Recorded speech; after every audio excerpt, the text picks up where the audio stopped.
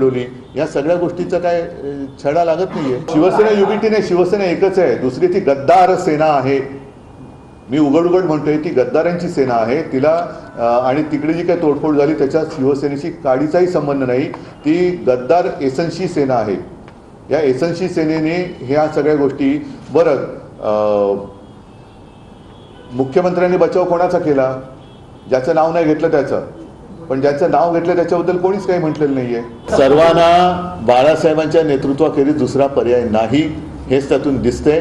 आणि जर आता महाराष्ट्र जिंकायचं असेल तसं जसं गेल्या वेळेला ह्या गद्दारांनी सुद्धा बाळासाहेबांचा फोटो वापरला, तसं सगळ्यांनाच बाळासाहेबांचा फोटो वापरण्याखेरीज काय पर्यायच राहिलेला नाही। की तुम्ही आमच्यावरती हिंदुत्व सोडल्याचा जो आरोप करता, तर तो आरोप करण्यापूर्वी तुम्ही तुमच्या झेंड्यावरचा हिरवा रंग काढा।